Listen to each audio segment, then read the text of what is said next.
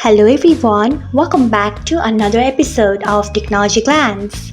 Today in this video, I'm going to guide you through how you can change who can comment on your post to public on Business Suite. So let's get started. Firstly, open Business Suite app in your device, then find the post in which you want to change this setting. Next, tap on three dots icon.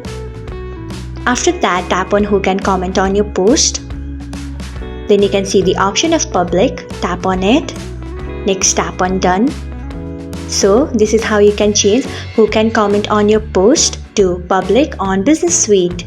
Thanks for watching. If you found this guide helpful, we would love it if you hit the thumbs up button below. We upload great new tech tutorials like this one every day, so do not forget to subscribe to our channel and hit the bell icon so that you'll never miss another update.